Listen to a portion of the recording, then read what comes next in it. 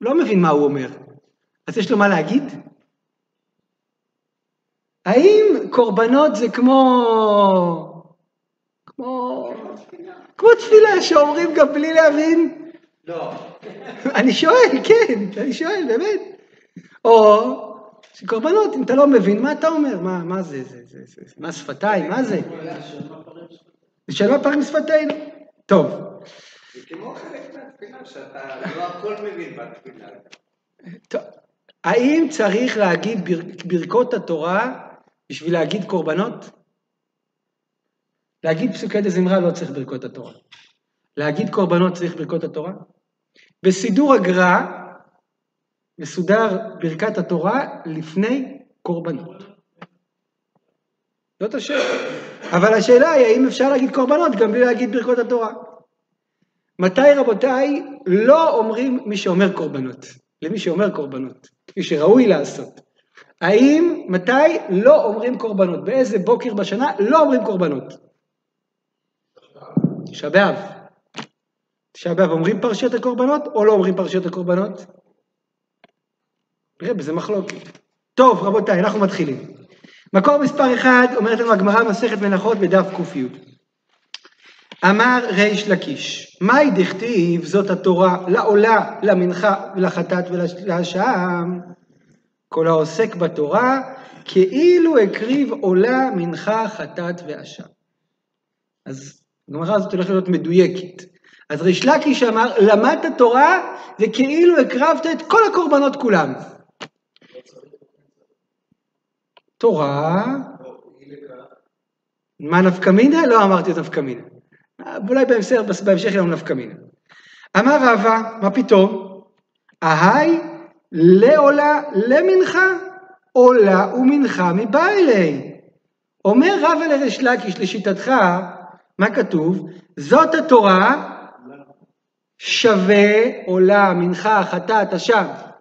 אבל זה לא מה שכתוב בפסוק. בפסוק לא כתוב זאת התורה חטאת עולה ואשם. כתוב זאת התורה לה עולה, לה מנחה ולה חטאת. לא כתוב שזה אותו דבר. זה לא שווה. אם היה שווה, זאת התורה, נקודותיים, חטאת, עולה, אבל כתוב לה עולה. לה, מה זה לה? אלא אמר רבא, כל העוסק בתורה אינו צריך לא עולה ולא מנחה ולא אשם. רש"י במקור מספר 2 מסביר את המחלוקת. אומר רש"י, עולה ומנחה מבא אלי. רבא אומר לריש לקיש, לשיטתך צריך לכתוב עולה ומנחה בלי למד. למה? דליאה וימשמע, זאת התורה היא עולה וגם היא מנחה והיא הכל. אז אומר לו רבא, אם כתוב למד הפירוש הוא אחר. מה הפירוש? מי שלומד תורה אינו צריך לא עולה ולא מנחה ולא כלום. דאחי משמע, זאת התורה לעולה, כלומר במקום עולה, למנחה בשביל מנחה, כמו לכם בשבילכם. כלומר התלמוד תורה מכפר על עוונותינו. אז רבא אומר, זאת התורה, לה זה בשביל, במקום. התורה עושה את אותה פעולה. אז לפי רבא, למה הוא לא צריך לא עולה ולא מנחה ולא שום דבר? הוא לא צריך, למה? כי ברגע שהוא לומד, התורה מכפרת. המהרש"א אומר פשט חדש. אומר המהרש"א, למה הוא לא צריך? יש לנו כלל. מצווה, בזמן שעוסק בה מגינה עליו. אבל תורה מגינה על האדם גם כל הזמן. ותורה מגנה ומצלה, זה אומר קורבנות מביא מי שנפל. אבל אם תלמד תורה, זה ישמור עליך שלא תצטרך, לא עולה, לא מנחה ולא חטאת. ככה אומר לנו המהרש"א בביאור רבא. אבל בגמרא יש שיטה שלישית, והיא אולי יותר מפורסמת. אמר רבי יצחק, תחזרו למקור מספר 1, שורה שלישית, אמר רבי יצחק. מהי דכתיב זאת תורת החטאת וזאת תורת האשם? כל העוסק בתורת חטאת, כאילו הקריב חטאת. כל העוסק בתורת אשם, כאילו הקריב אשם. זאת תורת החטאת, יש תורה של חטאת. זאת תורת החטאת, פרשיית החטאת בתורה, זה כאילו אתה הקרבת. אני אומר שהוא השם, לא אמרתי שהוא חייב להביא. אדם שחטא, ואין בית מקדש, מה יעשה? יגיד פרשה במקום הקורבן. זה מה שאומרים ביהי רצון, כאילו הקרבתי, עולה, כאילו הקרבתי חטאת, כאילו הקרבתי, כי זאת תורת העולה, זאת תורת החטאת, התורה היא במקום החטאת, התורה היא במקום האשם. זה מה שהיא רוצה, כן. זה היהי רצון. נשלמה פערים שפתנו, כן, מה אתה לומד מפה? נשאלה פרשת, מי אמר שזה תפילה? אולי זה פרשיית הקורבנות? מצוין. אז לפי מה שכתוב כאן, כל העוסק בתורת חטאת, כאילו הקריב חטאת. אנחנו נראה את הביטוי שהבאת בהמשך. עד כאן מקור מספר 1 לפרשיות הקורבנות. ולפי זה כל העוסק בתורת חטאת, כאילו הקריב חטאת. אבל יש לנו מקור נוסף. הוא מקור מאוד מאוד מאוד קדום. אומרת הגמרא במקור מספר 3, מסכת תענית. אלמלא מעמדות לא נתקיימו שמיים וארץ, שנאמר, ויאמר השם אלוקים, במה אדע כי ירשנה. אמר אברהם אבינו, לפני הקדוש ברוך הוא במעמד ברית מן הבתרים, ריבונו של עולם, שמא ישראל חוטאים לפניך, אתה עושה להם כדור המבול, כדור הפלגה? אמר לי, לאו. אמר לו, ריבונו של עולם, הודיעני במה ירשנה. אמר לי, קחה לי עגלה משולשת ועז משולשת. אמר לפניו ריבונו של עולם, תנח בזמן שבית המקדש קיים. בזמן שאין בית המקדש קיים, מה תהיה עליהם? אמר לו, כבר תיקנתי להם סדר קורבנות. בזמן שקוראים בהם לפניי, מעלה אני עליהם כאילו הקריבום לפניי, ואני מוחה להם על כל עוונותיהם. אז אברהם אבינו, במעמד ברית הבתרים, סוגר עם הקדוש ברוך הוא פתרון מה יקרה כשלא יהיה קורבנות. מה תעשו כשלא יהיה קורבנות? תגידו פרשיית הקורבנות. קוראים לפניי כסדר הזה, סדר של קורבנות. זה מה שכתוב.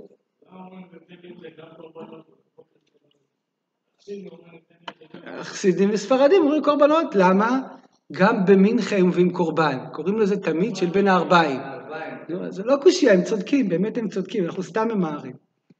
רבותיי יקרים, תגידו לי, האם שני המקורות עוסקים באותו עניין? האם שני המקורות זהים?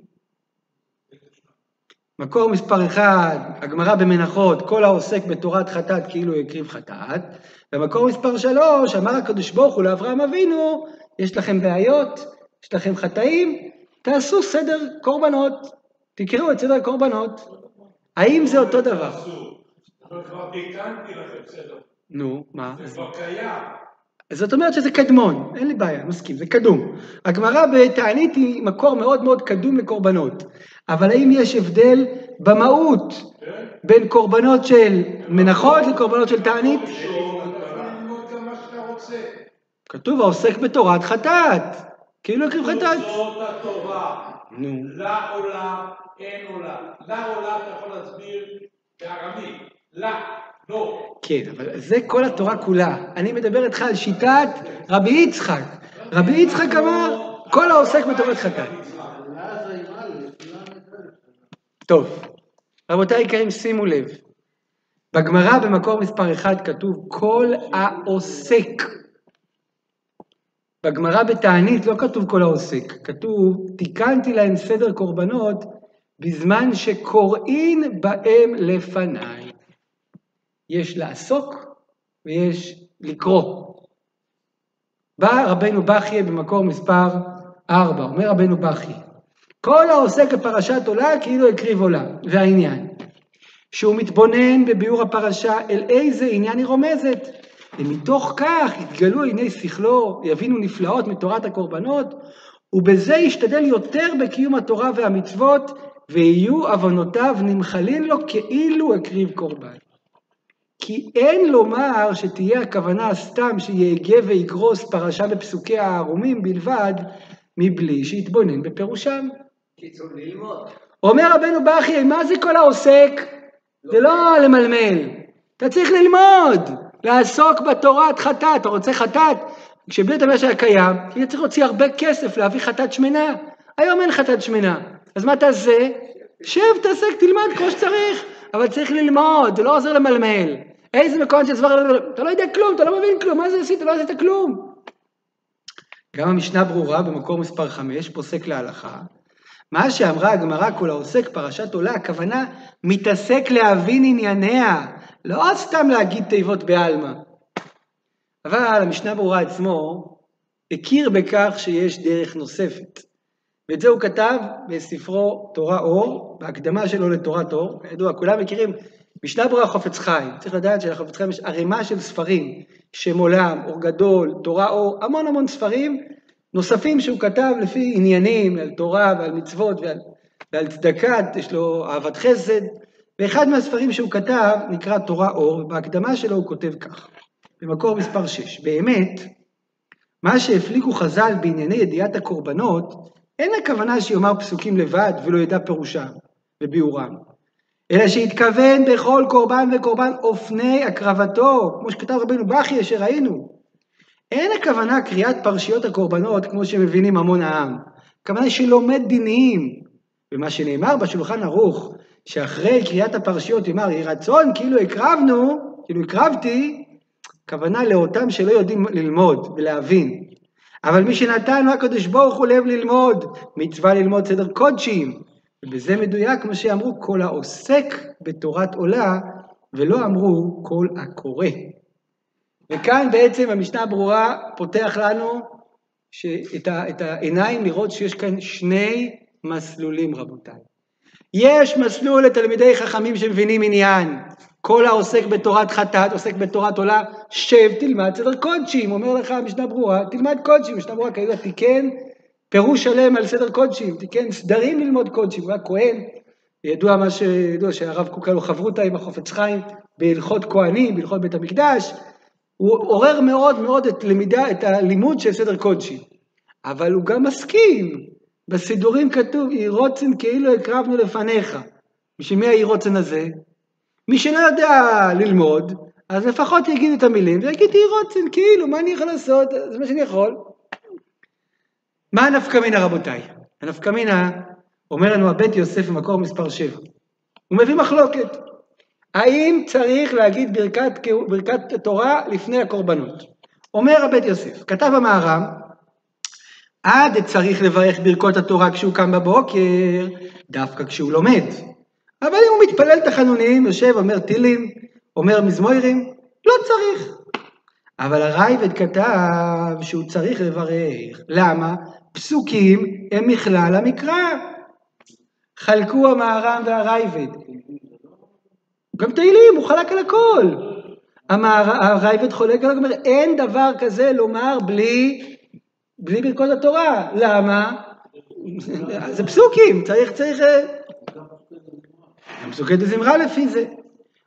ממשיך הבית יוסף ואומר, הוא מביא את מנהג האשכנזים, אין לחוש אם אומר פסוקים קודם ברכת התורה, כיוון שאינו אומר אותם דרך לימוד, אלא דרך בקשה וריצוי, שכך נוהגים באשכנז. אז מנהג האשכנז הוא כמו השיטה הראשונה, כמו המהר"ם, שמי הפוך, הוא כמו הרייב, כמו המהר"ם, הוא אומר המנהג האשכנז, אם אתה אומר פסוקים בלי להבין אותם או בלי ללמוד אותם, לא צריך ברכת התורה. דרך תפילה או בתחנונים לא צריך ברכה. אז הדבר הזה הגיע גם להלכה, אומר השולחן ערוך מקור מספר 8, לא יקרא פסוקים קודם ברכת התורה. אף על פי שאומרם דרך התחנונים, מי זה? זה הרייבד. אבל יש אומרים, אין לחוש, כיוון שאינו אומרם אלא דרך תחנונים. פסיקת השולחן ערוך ספרדים, נכון לחוש לסברה ראשונה. ספרדים אומרים פסוקים, תגידו ברכות התורה. אומר הרי מה, אבל המנהג באשכנז כסברה אחרונה, שאם אתה לא אומר בדרך של לימוד, אז אתה לא צריך להגיד ברכות התורה. עכשיו רבותיי, אני חוזר לדברי הגר"א שפתחנו בהם. אומר הגר"א, בסידור הגר"א, יש ברכות התורה, ומיד לאחר מכן פרשיית הקורבנות. אז מה סבר הגר"א? הרי הגר"א מנהג האשכנז, הגר"א אומר שברכות התורה זה רק אם אתה לומד. יש פסוקים באמצע. בין מה למה? ברכת התורה. לבין? בין הקורבנות. אוקיי, הפסוקים האלה צריכים ברכת התורה? אז אני אומר, לפי הגר"א יש ברכת התורה ומיד פרשיית התמיד. ככה יצא לגרו. אני לא חושב שהוא מכניס להם את הפסוק, לא את הפסוק ולא את משנת אלו דבורים. הוא לא. הוא אומר, מלמד תורה לעמו ישראל ופרשיית התמיד. למה? לעסוק בדברי תורה. נו, והערב נא, אשר בחר בנו, הוא מלמד תורה לעמו ישראל, ואחרי זה פרשיית התמיד, קורבנות. כך כתוב אצל הגרו. יפה מאוד, כי הגר"א, תבדוק, בסידור הגר"א, לא במאי רב, בסידור הגר"א. אומר לנו, הגר"א למד כמו המשנה ברורה, כל העוסק בתורת חטאת, כל העוסק בתורת עולה, לא מספיק לקרוא, כשאתה אומר קורבנות אתה צריך ללמוד אותם, אז אומר הגר"א, אם צריך ללמוד את הקורבנות, אז חייבים ברכת התורה לפני. זוהי שיטת הגר"א. גר"א, כמו משנה ברורה, כמו רבנו בחיי, צריך להבין מה שאתה אומר. כשאתה אומר פרט הקורבנות, אתה צריך ללמוד, זה ללמוד תורה. אם זה ללמוד תורה, חייבים ברכת התורה לפני. זוהי שיטת הגר"א. יש ברכות התורה, ואחר כך איזה מקומה. זה הסיבה בדיוק, אבל לא אומרים את זה כמו כפתח תהילים. זה כבר יותר מבינים. וצריך להבין, נכון? טוב, איפה זה הגיע להלוכה רבותיי? נפקא מינה נוספת, וזה בתשעה באב. אומר לנו הטור מקור מספר 9, כתב הרמב"ן, נהגו קצת שלא לקרות פרשת הקורבנות, ומשנת איזה מקומן של זבוכים, ומדרש רבי ישמעאל בבית הכנסת, לפי שאסור לקרות בתורה בתשעה באב. אומר על זה הרמב"ן, אומר על זה הטור, ואינו נראה לפי שאין איסור בסדר היום, קוראים קריאת שמע, מברכים לפניה ואחריה, קוראים בתורה, מפטירים בנביא, פרשיית הקורבנות ואיזו מקומן, כנגד התמיד תקנוה, אומר כדרכו ואינו חושש. מה המחלוקת? האם אומרים פרשת הקורבנות בתשעה באב רבותיי? מה המחלוקת?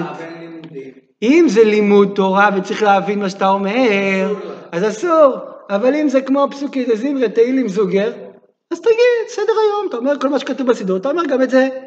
אז זה מחלוקת. אומר המשנה ברורה רבותיי, אין לומר סדר הקורבנות הכתוב בסוף סימן א'. ומה שכתב בשולחן ערוך להגיד, פרשת קורבנות, רק פרשת התומית. למה המשנה ברורה אוסר להגיד פרשת הקורבנות רבותיי? כי המשנה ברורה לשיטתו שצריך ללמוד. ובתשעה באב לא לומדים. אבל אם אתה סתם קורא, אבל לפי המשנה ברורה צריך ללמוד, צריך ברכת התורה, צריך ללמוד, אי אפשר בתשעה באב ללמוד פרשת הקורבנות.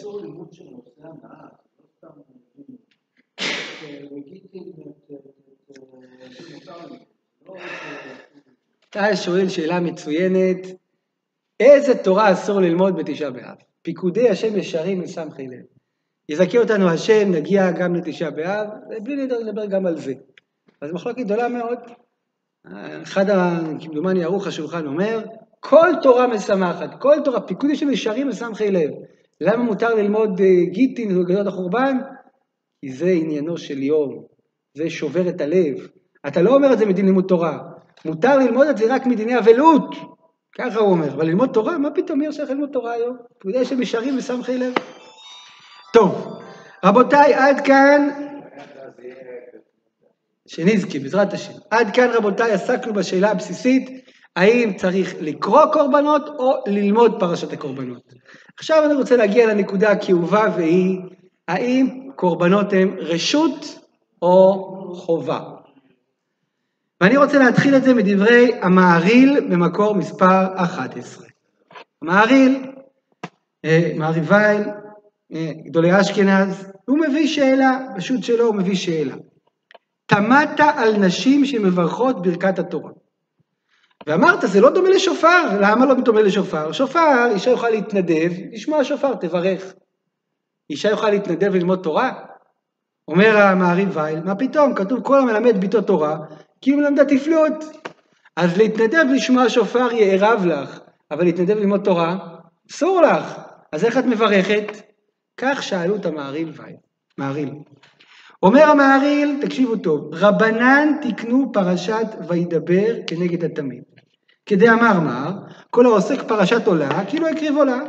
ועתו נשים מלא חי ובתמיד ובקורבנות כמו גברים, הרי הן חייבות בתפילה כנגד תמידים תקנו.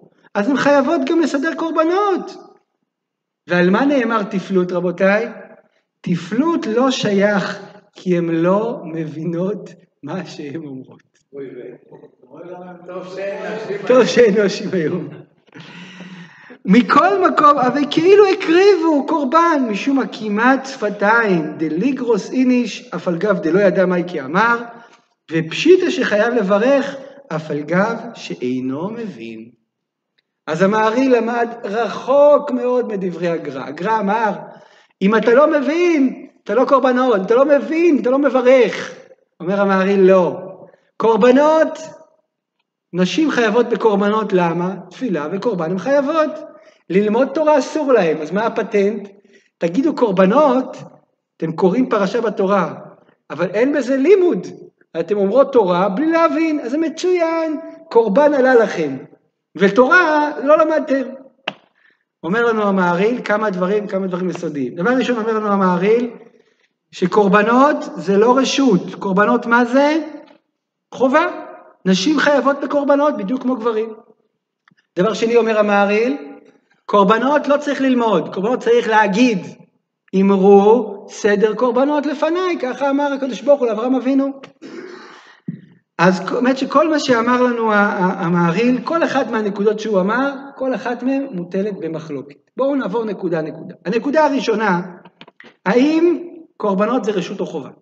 אומר רבנו יונה במקור מספר 12, אף על פי שדברים שבכתב לא ניתנו לאומרן בעל פה, את זה למדנו פרשת כי תישא. על פי הדברים האלה, דברים שבעל פה בעל פה, בכתב בכתב. אל תערבב, לא כתב בעל פה ולא בעל פה בכתב. אז רגע, אז איך אפשר להגיד קריאת שמע בעל פה? הרי קריאת שמע זה פרשה של תורה, זה תורה שבכתב. אומר רבנו יונה, כיוון שניתנה לאומרה בעל פה לחובה, יכול לאומרה. קריאת שמע חייבים לקרוא כל יום, נכון? כולם יודעים בעל פה, כיוון שזה חובה, יודעים כולם בעל פה, מותר להגיד בעל פה. ומזה הטעם התקינו לומר פרשת הקורבנות בעל פה כל יום, למה? מפני שהיא חובה. כדאמרינן במדרש, אמר אברהם אבינו, במה ידע כי ירשנה. אז כתוב ברבנו יונה, פרשת הקורבנות היא חובה כל יום, בדיוק כמו קריאת שמע, גם פרשת הקורבנות זה חובה. האם את קריאת שמע צריך להבין רבותיי? אולי פסוק ראשון. פרשה ראשונה, אבל זה מדיני שמע שתבין. אבל מעצם דיני התפילה צריך להבין? לא חובה להבין, מה לעשות? רוב הדורות לא הבינו מה אמרו. גם קורבנות, אומר לנו רבנו יונה, אומר לנו המהרי"ל, חייבים להגיד, גם בלי להבין. אמרו לפניי, בדיוק. אמרו לפניי, תגידו.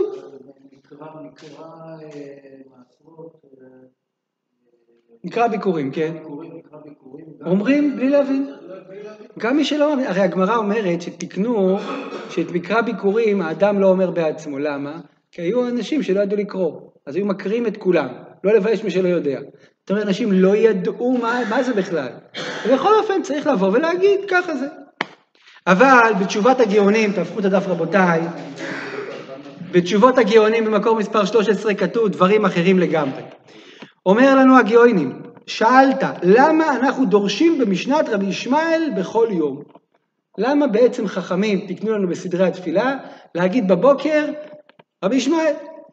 אומרים הגאונים, טעמו של דבר, לפי שאנו צריכים לומר בכל יום ויום, מכל מין ומין מסדרי התורה. המקור של זה, גמרא בקידושין, ושיננתם לבניך אל תקרי ושיננתם אלא ושילשתם. לעולם ישלש אדם את שנותיו, שליש במקרא, שליש במשנה, שליש בתלמוד. נמצא שבכל יום צריך לקרוא מקרא ומשנה ותלמוד. ולכן תקרא את פרשת הקורבנות, כי היא ראויה יותר מכל פרשיות המקרא. שכך אמרו, אמר אברהם לפני הקדוש ברוך הוא, תגידו את פרשת הקורבנות, ותקרא משנת איזה מקומן, שכך אמרו, כל העוסק בתורת השם כאילו הקריב השם. רבותיי היקרים, מה כתוב כאן בגאונים? למה אומרים קורבנות כל בוקר? למה? לא, רבותיי, אתם מפספסים. בשביל איזה מצווה מקיימים באמירת קורבנות, לפי הגאונים? ושיננתם ושילשתם. איזה מצווה זאת? מצוות לימוד תורה. אם המהרי"ל דיבר איתנו על להגיד, על להתפלל, הגאונים אומרים לא להגיד, לא להתפלל. למה אתה אומר קורבנות כל בוקר? כי צריך להגיד פרשייה של תורה. בואו נבחר לכם פרשייה.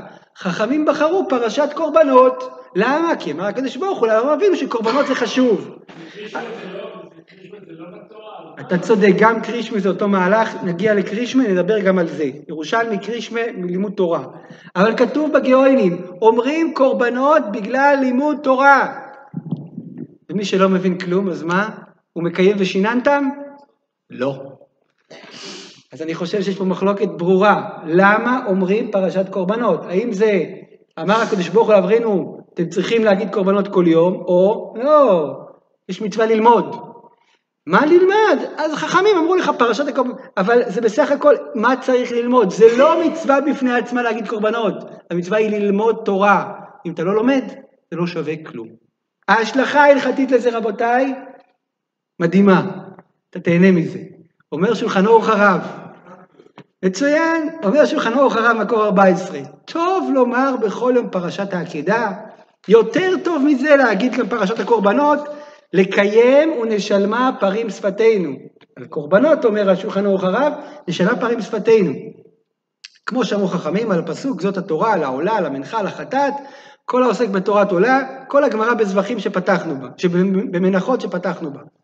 ומכל מקום, אומר שולחן ערוך הרב, מי שיש לו לב ללמוד ולהבין, אין לומר אפילו פרשת הקורבנות בכל יום, אלא לפרקים, די לו. ודי לו באמירת איזה מקומן, כי גדול תלמוד שמביא לידי מעשה ולידי ידיעת התורה. אז אם אתם מתלבטים בבוקר, אם להשקיע בדף יומי או בקורבנות, אז לפי שולחן ערוך הרב, דף יומי, אם אתם מבינים מה שאתם לומדים, אני מקווה. אבל לפי המעריל, אין שאלה כזאת. חייבים לומר קורבנות. כמו שאומרים פסוקי דזמרה, אומרים קורבנות, זה לא בחירה, זה לא סוג, זה לא תחת הכותרת לימוד תורה. זה חיוב להגיד קורבנס. אז זה מחלוקת בין שולחן ערוך הרב, לבין, האמת היא שהאחרונים לא כולם קיבלו אותו, מי לא קיבל אותו, למשל המקור חיים לא קיבל אותו, המקור חיים אמר אין דבר כזה. ברור שפסוקי דזמרה. פסוקי דזמרה זה תקנה גמורה, חובה, גמורה. האמירת הקורבנות, אז טוב, תכף אנחנו נקפוץ איפה יש לנו את הטור, טור מקור 21, טוב בוא נראה פסיקת הלכה, אומר הטור מקור 21, טוב לומר פרשת העקדה ופרשת המן, ועשרת הדיברות ופרשת קורבנות, כגון פרשת עולה, מנחה, שלמים, חטאת אשם. אמנם פרשת הקורבנות טוב יותר וכו' וכו'. אז הטור כתב, טוב לומר, השולחן ערוך במקור מתחתיו, אומר השולחן ערוך, טוב, זה לגבי אמירה ביום. אז מה שרציתי להראות לכם, שהטור כותב, הוא לא אומר חייב, מה הוא אומר? טוב לומר. בסדר, טוב לומר. אז, לא, אבל פסוקי דזמרה חייבים להגיד בכל יום, חייב אדם להגיד כל יום, זה טוב. אז ראינו בעצם את המחלוקת הראשונה בין המעריל ורבנו יונה לבין הגאונים, האם קורבנות זה חובה מדין קורבנות, או שזה רק מדין לימוד תורה, ואז זה עדיפות. אבל אם יש לך תורה אחרת, אתה לומד משהו אחר, יותר חשוב. עכשיו אני רוצה לעבור לכמה פרטים מאוד מעניינים, בתוך הצורה של הקריאה. ובשביל זה, אני רוצה לראות הגמרא בזבחים במקור 15. אומרת הגמרא בזבחים, חטאת העוף קודמת, יש חטאת העוף ועולת העוף. מה מביאים ראשון? חטאת ועולה, מה קודם? אז אומרת הגמרא, חטאת העוף קודמת. מנעני מילי, נתנו רבנן, והקריב את אשר לחטאת ראשונה. מה תלמוד לומר? שאין תלמוד לומר ללמד שתקרב ראשונה, הרי כבר נאמר ואת השני יעשה עולה, כתוב כבר שהשני עולה, למה צריך להגיד שחטאת קודמת? למה צריך להגיד חטאת ראשונה? אמרת שעולה שנייה, אתה מבין לבד שחטאת ראשונה. אלא זה בני אב לכל החטאות שיקדמו לעולה, ואפילו חטאת העוף קודמת לעולת בהמה. למרות שבפסוקים כתוב קודם כל עולת העוף, אחרי זה כתוב חטאת העוף, אומרת הגמרא פרקטיקה, מביאים קודם כל חטאת העוף, אחרי זה עולת העוף. ההיגיון הוא מאוד פשוט. ההיגיון הוא שקודם כל, אדם שעשה חטא, קודם כל צריך לפייס את הקדוש ברוך הוא, אחרי זה יכול להביא מתנה. ולכן, קודם כל חטאנו אבינו, אחרי תביא דורון עולה. בכל הקורבנות זה כך, קודם כל כתוב חטאת, אחרי זה עולה. אבל בעולת העוף כתוב הפוך, קודם כל עולה, אחרי זה חטאת. למה? אומרת הגמרא, תשמע. רבי אליעזר אומר, כל מקום שבא על חטא, חטאת קודמת. וכאן, ביולדת, כתוב עולה קודמת. למה עולה קודמת? לא, יולדת מביאה עולה ואחרי זה חטאת. היא מביאה חטאת. ופרקטיקה היא גם תקריב את החטאת לפני העולה. ולמרות שפרקטיקה חטאת לפני עולה, בפסוקים כתוב קודם עולה ואחרי כחטאת. אומרת הגמרא, מה? החטאת שלה לא חטאת. אבל מביאה חטאת. הוא מביא קודם כל חטאת, אחרי זה עולה. אומרת הגמרא, אמר רבא, למקראה הקדימה כתוב. מה זה טוב? בשביל מה כתוב כתב קודם כל עולה? כדי שכשתקרא, תקרא קודם כל עולה ואחרי זה חטאת. אבל כשאתה מביא, קודם כל חטאת, אחרי זה עולה. מה כתוב? אומרים תוספות, מקור 16, למקראה הקדימה הכתוב, פירש בקונטרס שתהיה נקראת בעניין תחילה. מה זה טוב? ותימה, מה החידוש הזה? ברור, סדר הפסוק כתוב עולה אחרי זה חטאת, כל מי שקורא את התורה יודע עולה אחרי זה חטאת. למה, מה הגמרא הוסיפה שקוראים קודם כל חטאת אחרי זה עולה? אומר תוספות מפרש הרב רבנו חיים, להקדישה תחילה, שיקדיש את העולה קודם החטאת, אבל באמת להקריב, מקריבים חטאת לפני עולה. אז לפי תוספות יש פה נפקמינה הלכתית. כל הקורבנות אתה מקדיש קודם כל את החטאת, אחרי זה את העולה. אבל בעולת העוף של יולדת אתה מקדיש את העולה, מקדיש את החטאת, אבל בפועל אתה מביא קודם כל את החטאת, אחרי זה את העולה. טוב, כך לומדים תוספות, מה זה למקראה? לקרוא שם קדושה על העוף. מה היא קוראת? פרשה? לא, כשאישה מקדישה את העוף, להקדיש, כן, כך אומר תוספות. בא החשק שלמה ואומר, לולא דמסתפינה הייתי אומר, עד דאמר למקראה הקדימה הכתוב, לעניין מקרא פרשת הקורבן במקום שהוא לא יכול להביא קורבן. כגון, בזמן הזה, או בזמן בית המקדש, אם היה רחוק מירושלים, ולא יכל לבוא לירושלים להקריב, שכבר הבטיח הקדוש ברוך הוא לאברהם, שאמירת הפרשה זה כאילו הקריב קורבן בפועל. וכמו דהית בסוף תענית ובסוף מנחות, שהאמירה היא כמו להביא קורבן. ולעניין אמירה זו, העולה קודמת. וכן תקנו רבותינו מסדרי התפילה, לומר בכל המועדים, עולה ואחר כך שעיר לחטאת. אז אומר לנו פה חשק שלמה, מה זה למקראה? לקרוא פרשת הקורבנות. נכון שפרקטיקה תמיד אתה מביא חטאת לפני עולה, אבל כשאתה אומר בבית כנסת פרשת עולה, אתה מקדים את פרשיית הקורבנות של עולה לחטאת. לפי זה, באמת קוראים, לא סתם קוראים בתורה, כשאתה תקרא את פרשת הקורבנות, לא בקריאת התורה, אלא בבית כנסת, בבוקר, תגיד קודם כל עולה, אחר כך תגיד חטאת. האם זה מה שעושים? בסידור זה לא מה שכתוב, נכון? אומר המגן אברהם, נשאלתי למה כתב הטור והשולחן ערוך לומר עולה, ואחרי זה לומר את החטאת, בפרשת הקורבנות. הרי קיימלן חטאת קודמת לעולה.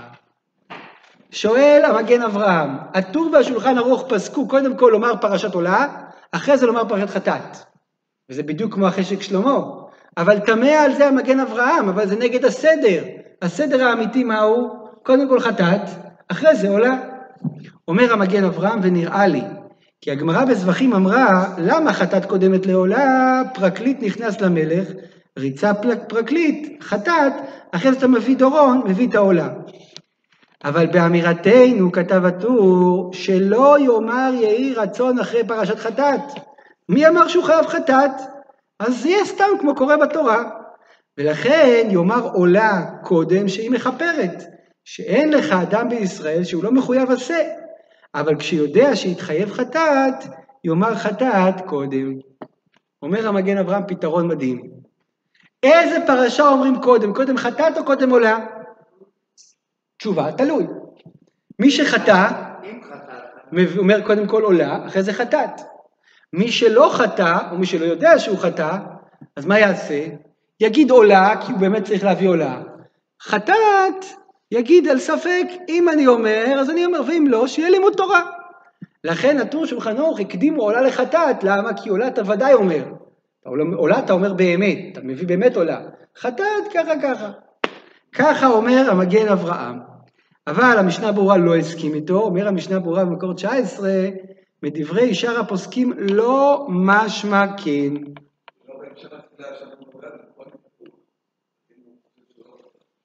בסדר, זה שמרשמנו בגדנו זה בסדר, גם כשמביאים קורבן צריך להתוודות. זה לא סותר, זה גם וגם, גם קורבן וגם וידוי. המשנה ברורה אומר, המנהג לא עושים כמו המגן אברהם. תמיד אומרים קודם כל עולה ואחר כך חטאת. לפי המגן אברהם, מי שחטא, מקדים חטאת לעולה. אומר המשנה ברורה, לא, אצלנו תמיד עולה ואחרי זה חטאת. טוב, אז אני רוצה להביא דבר מאוד מאוד מעניין, רבותיי, וזה, בשביל זה אני צריכים לחזור לפרשייה. תמיד כתוב חטאת ואחר כך עולה. פעם אחת כתוב עולה ואחר כך חטאת. מתי זה? ביולדת. מה הוורט? אומר החתם סופר וורט מדהים. אומר החתם סופר פרשת תזריע, בקורבן יולדת כתוב אחד לעולה ואחד לחטאת. ואמרה על זה הגמרא, לא הקדימה הכתוב אלא למקראה, אבל הקרבת חטאת קודמת לעולה. מה הסיפור? בכל התורה, כל מי שעוסק פרשת קורבנות, זה כאילו הוא הקריב את הקורבן. ואם כן, לעולם צריך להקדים חטאת, ואחרי זה עולה. מה שאין כן פרשת יולדת, לא שייך כאילו הקריב. שהרי תלמוד תורה זה רק לגברים, ובהם לא שייך יולדת, מעולם גבר לא ילד. ואינו כאילו הקריב, יש לו רק מצוות קריאה בעלמא. ומשום אחי ראוי להקדים עולה, לך שבטפי מחטאת. אומר פה החתם סופר, רעיון מגניב. תמיד כשאתה קורא פרשת קורבנות, כל העוסק בתורה, זה כאילו הוא הביא. מה צריך להביא ראשון, חטאת או עולה? חטאת. ולכן תמיד בכל הפרשיות, חטאת אחרי זה עולה. ויש פרשייה אחת, שעליה לא נאמר, כל העוסק בה, כאילו הביא אותה. איזה פרשה? יולדת. למה יולדת? כי אישה, נכון שהמהרי"ל אמר, נשים חייבות להגיד בלי להבין. ולחתם סופר לא למד ככה, החתם סופר אמר כמו משנה ברורה, אתה צריך להבין. נשים עוסקות בתורת חטאת, בתורת עולה, לא. אז פרשת יולדת זה הפרשייה היחידה, כשהגברים קוראים אותה, הם קוראים והם לא צריכים להביא, ונשים לא קוראות אותה. ולכן זה הפרשייה היחידה שבה אין פרקטיקה, זה לא כאילו עשית. אין כאילו עשית, אתה יכול להגיד עולה, אתה צריך להגיד קודם כל עולה, ואחר כך חטאת. ולכן רק בפרשייה זו, אומר החתם סופר, יולדת, עולה ואחרי זה חטאת. אז רבותיי, אנחנו מרגישים פה את המחלוקת העמוקה בין המהרי"ל, שדיבר על חובה להגיד פרשייה, גם נשים חייבות. אומר חתם סופר, לנשים אין מה להגיד פרשיית הקורבנות. למה? כי צריך ללמוד, ונשים לא צריכות ללמוד. אבל דברי החתם סופר לא מוסכמים.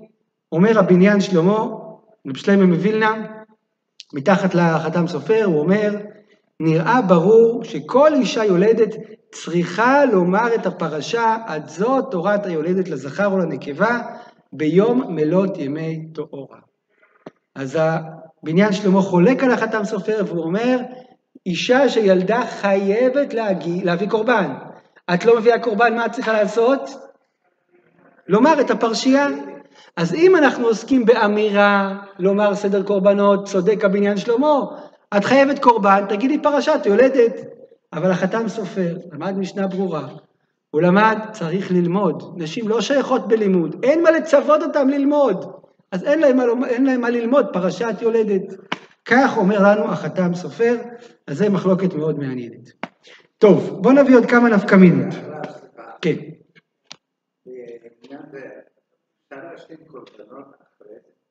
מה זה אחרי זה? זאת אומרת, לא אמרתי את הכל, אמרתי תפילה, ואני יכול להשלים. טוב, אני נהנה מאוד מהשאלה שלך, כי היא מאוד נפקמינה. בואו נעשה את החשבון. האם אפשר להשלים את פרשיית הקורבנות, רבותיי? לקורבנות יש זמן, נכון? מצוין. תמיד של שחר עד מתי? תמיד. עד מתי? עד 4 שעות, עד סוף זמן תפילה. אז אם עבר זמן תפילה... לא כל הקורבנות. נכון, קורבן תמיד. עבר זמן תפילה, אתה יכול להביא קורבן תמיד? לא. אז אתה יכול לקרוא פרשת תמיד?